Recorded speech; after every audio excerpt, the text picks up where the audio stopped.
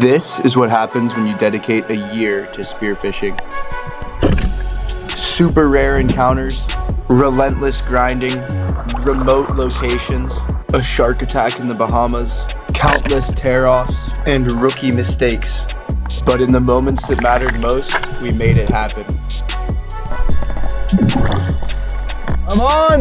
2025 was mental for spearfishing. We got big snappers, mahi, big wahoo of course, hunted California for tuna and yellowtail, checked out the East Coast for some tautog, even tried diving in Lake Michigan. This video doesn't even capture a fraction of the epic moments. I started 2025 by grinding out shore dives, going almost every day to get the biggest fish possible without a boat. I dealt with long walks, super rough shore entries, nasty exits. But my reward was these priceless encounters. Massive king! Oh!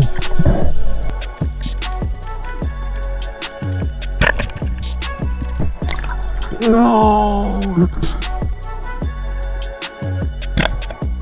Many of which ended in heartbreak and tragedy.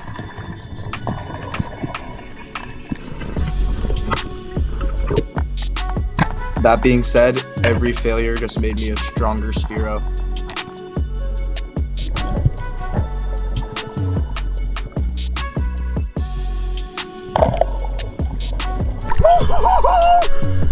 Nasty spiner! As my diving got better, the fish got closer.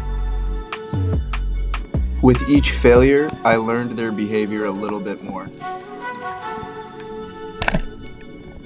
And eventually, I started landing these big snappers.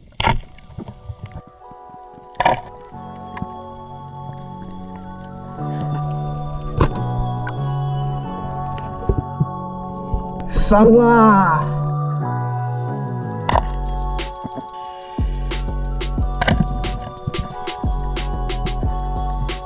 I even started getting new species, all from the shore. My first tuna species.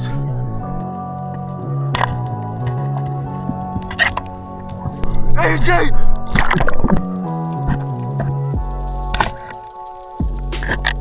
While we were getting monsters from shore dives, it was time to step it up. On these boat trips, the fish got bigger and the stakes got higher.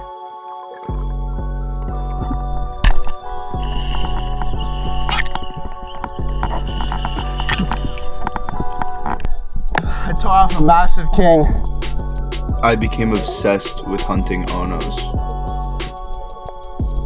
This would be my greatest challenge yet, because these fish have some serious fight.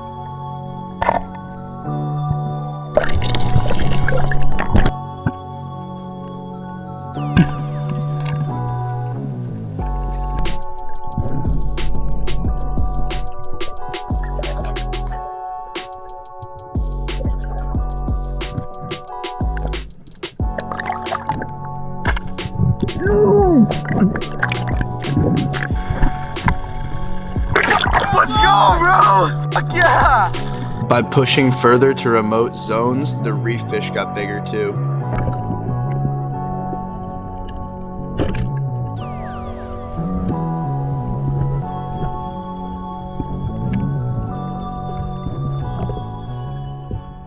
These deeper zones were holding the giants we were looking for.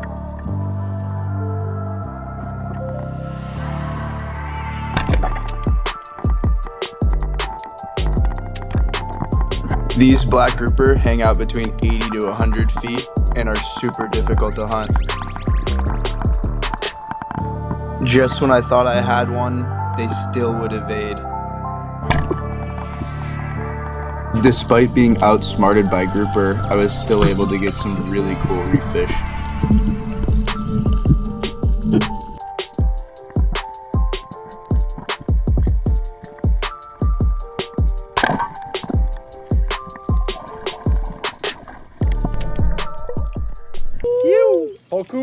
Puerto. In 2025, I took my first trip to the crystal clear waters of the Bahamas. I knew the Bahamas was loaded with fish and sharks, but nothing would prepare me for this.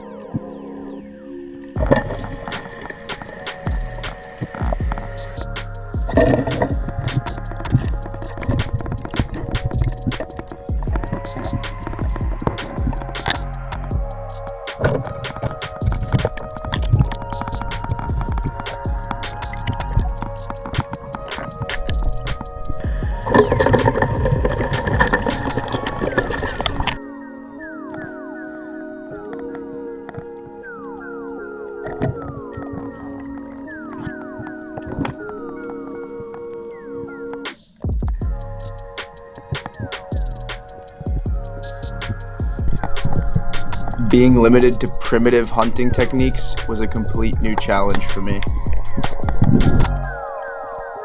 Sharks. I don't know, sharks. Shortly after that video, the sharks were getting super fired up and I actually got attacked by one. He slammed me from behind, tried to take my hogfish, and ended up getting a piece of my arm. I needed about 20 stitches and was out of the water for 2 weeks. This experience changed my diving and I got even fishier. Soon it was on to the next trip. I found myself in the cold, murky waters of California. The shore diving here was even more of a grind. Crazy long hikes, and I even had to sleep on the ground. But as always, the other side of that struggle held beautiful encounters.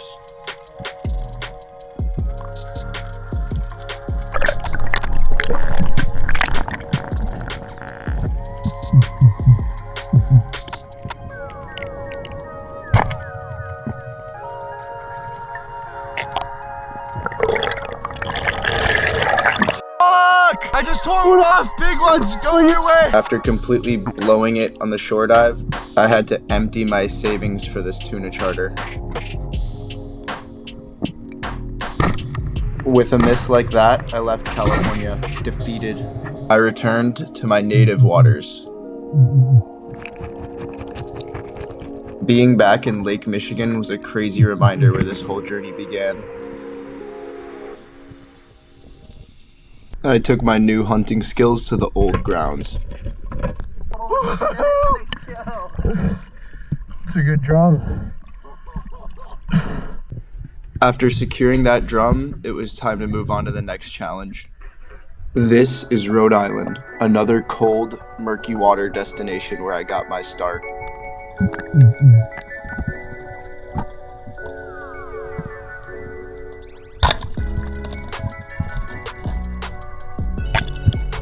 These short breath holds and quick reactions were completely different than anything I'd seen.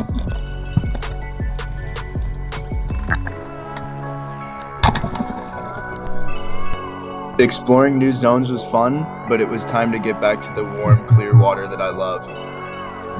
Here I was back in Puerto Rico, about to smash a huge mutton.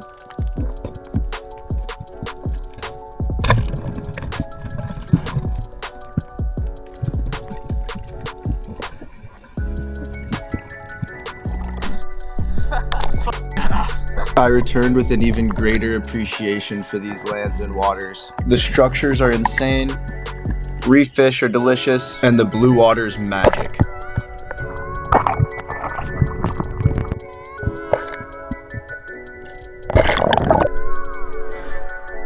I closed out 2025 the way I started it, by blasting Onos.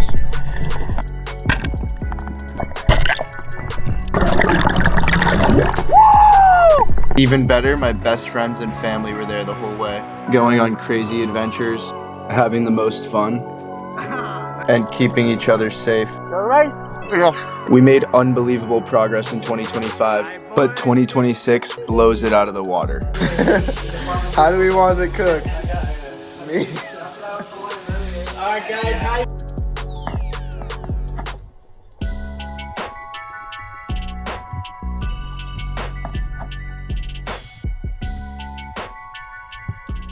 And I just see a wall of Onos.